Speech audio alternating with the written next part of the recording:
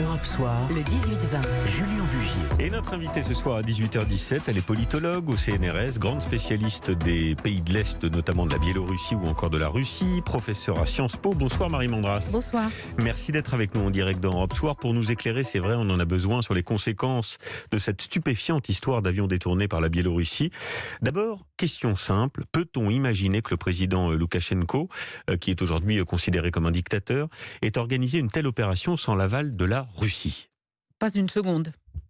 Donc ça veut dire que la Russie a forcément validé l'opération. C'est une évidence, validée. De toute façon, quand on suit les réactions officielles russes et les réactions des médias poutiniens en Russie, ils félicitent Loukachenko pour une opération spéciale très réussie.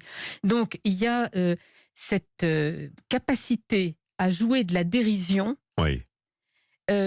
Pour se féliciter de l'action donc d'un dictateur avec lequel on est allié, sachant que cet acte est un acte criminel de piraterie et de prise d'otage et qui aurait pu se terminer par une catastrophe. Oui. Parce qu'enfin, il y avait beaucoup d'avions dans le ciel à ce moment-là. J'ai regardé la carte, c'est quand même totalement hallucinant, cette affaire. Il faut peut-être rappeler, Marie Mandras, imaginez ce qu'ont vu les passagers à bord qui reliaient Athènes à la Lituanie. Oui, la plupart étaient en vacances. Entre Athènes et Vilnius.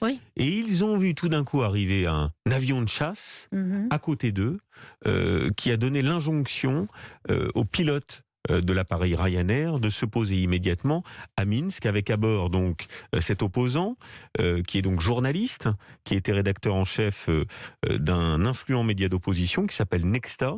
Il s'appelle Roman Protasevich et il a été arrêté sitôt l'appareil posé au sol. Alors ajoutons que non seulement il y a eu cet avion qui a donc terrorisé le pilote, mais il y avait aussi un ou deux agents des services secrets biélorusses. Qui s'appelle d'ailleurs toujours le KGB, entre parenthèses.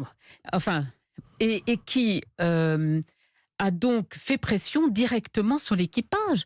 Donc, et ils étaient à bord dans l'appareil. Mais absolument, absolument. Alors, on dit aussi qu'il y aurait peut-être un ou deux Russes dans l'avion qui auraient disparu après, donc qui auraient pu être mêlés à cette affaire, mais on ne sait pas. Il y avait à bord 4 personnes avec un passeport russe, dont l'amie de Roman Protasevich qui s'appelle Sofia Sapega, et qui elle aussi a été emprisonnée à l'arrivée à Minsk, là.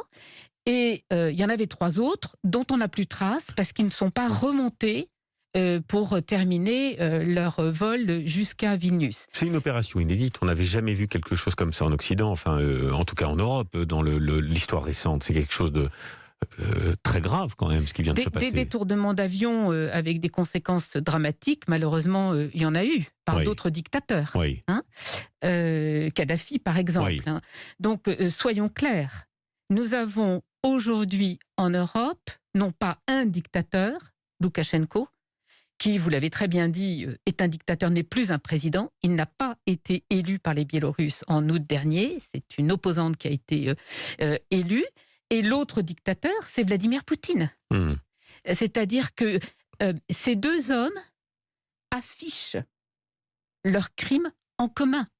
Les Russes n'essayent absolument pas de faire comme s'ils n'avaient rien à voir avec ça. Et je crois que c'est ce qui doit nous interroger le plus, car la menace est vraiment celle de 2 régimes qui sont aux abois, surtout évidemment le régime de Loukachenko, qui sont face à des populations de plus en plus mécontentes, des économies qui vont de plus en plus mal et qui essayent de prendre en otage les populations ainsi que tous les Européens en leur disant « Attention, si vous faites quoi que ce soit contre nous, nous les dirigeants, vous allez avoir de plus en plus de terrorisme d'État. » Alors, pour nos auditeurs, on va peut-être dire un mot de ce personnage si particulier, Loukachenko, qui est un autocrate, qu'on dit paranoïaque, qui dirige le pays d'une main de fer depuis maintenant plus de 26 ans.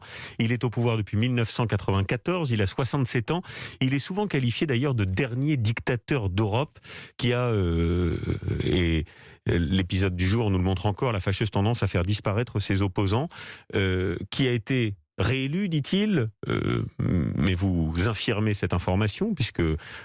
mais personne ne pense une seconde, ni n'a écrit qu'il avait été élu. Et qui a donné lieu à des manifestations très importantes. Des dizaines de milliers de Biélorusses, ce qu'on n'avait pas vu depuis très très longtemps, étaient descendus dans la rue. Tout simplement, 80% des Biélorusses se sont impliqués d'une manière ou d'une autre dans la protestation pour sauver l'honnêteté du vote le 9 août dernier. Je veux dire simplement, c'est que maintenant, on ne peut plus dire Loukachenko est le dernier dictateur d'Europe. Il y a 2 dictateurs, puisque Vladimir Poutine, très clairement cette année, depuis l'empoisonnement raté d'Alexeï Navalny, qui est l'opposant démocrate numéro 1 en Russie, lui aussi a signé les meurtres conduits par les services de renseignement. Alors, Loukachenko est un homme qui avait une popularité il y a déjà un certain temps dans les milieux ruraux et auprès des nostalgiques, notamment de l'URSS. Aujourd'hui, il y a très longtemps. Il est détesté par son peuple, vous l'avez rappelé. C'était il y a très longtemps, et j'insiste là-dessus. Il n'y a pas de dictateur populaire. Ça n'existe pas. J'enseigne la science politique. Donc, on ne peut parler de la popularité d'un homme ou d'une femme élu que si on peut choisir entre plusieurs d'entre eux. C'est pour ça que j'ai précisé il y a quelques années. Et si on peut ensuite les sanctionner. Donc, dire que Poutine est encore populaire auprès de la majorité de sa population et que Loukachenko l'était il y a encore quelques années, c'est tout simplement un contresens. Bien. Avec une verve qui lui est propre, je donne un exemple pour les gens qui nous écoutent. Il avait notamment préconisé face au virus de la Covid le travail agricole, je le cite, le sauna et un peu de vodka. Voilà à peu près le personnage. Alors, les condamnations sont évidemment unanimes aujourd'hui en Europe. Washington a réclamé aussi une libération immédiate du jeune opposant. L'OTAN a demandé une enquête internationale aussi parce que cet atterrissage forcé pourrait être une violation de la Convention de Chicago qui protège la souveraineté de l'espace aérien des nations. Alors, hasard du calendrier, il y a ce soir un Conseil européen. Que peuvent décider les chefs d'État et de gouvernement ? Il semble que plusieurs États ont déjà décidé d'interdire donc le survol du territoire biélorusse. Certains ont décidé d'expulser les diplomates biélorusses. Il y aura certainement de nouvelles sanctions, mais ça ne suffit pas. La tâche numéro... Que peut faire l'Europe ? Non, mais la tâche numéro 1, c'est de sauver Roman Potrasevic. Si nous ne le sauvons pas, c'est comme avec Alexeï Navalny. Nous avons sauvé la vie de Navalny après sa grève de la faim, pendant sa grève de la faim, il y a quelques mois, parce que à la fois les Russes, les Biélorusses et nous, Européens, nous, démocrates, nous avons tous exprimé notre vraiment incompréhension devant le fait que le président Poutine ose comme ça laisser mourir un opposant en prison. Vous trouvez que les Européens sont trop timides dans la réponse qu'ils pourraient apporter aux Biélorusses après cet épisode ? J'attends de voir.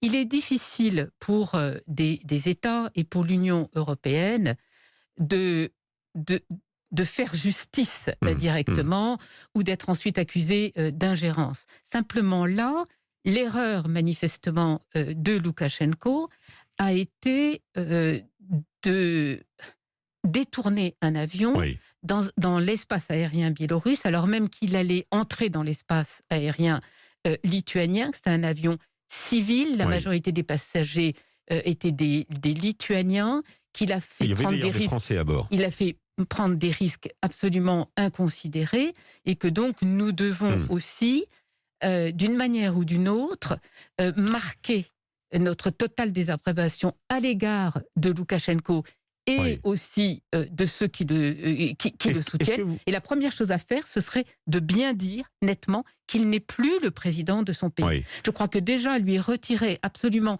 toute l'égalité, c'est même pas une question de légitimité, ce serait extrêmement important. En quelques mots, Marie Mandras, on parlait de la mobilisation très forte de dizaines de milliers de Biélorusses il y a quelques semaines et quelques mois. Est-ce que ça peut relancer la mobilisation, cet épisode, ou pas du tout ? Et la mobilisation, elle est toujours très très présente, mais dans les conditions d'une dictature extrêmement violente, puisqu'on a eu quand même plusieurs morts et des dizaines de milliers de simples citoyens torturés, arrêtés, toujours en prison. Donc c'est vraiment ce à quoi nous devons nous attaquer, c'est la sécurité et la vie des personnes. Je crois que l'Europe, elle doit d'abord faire ça.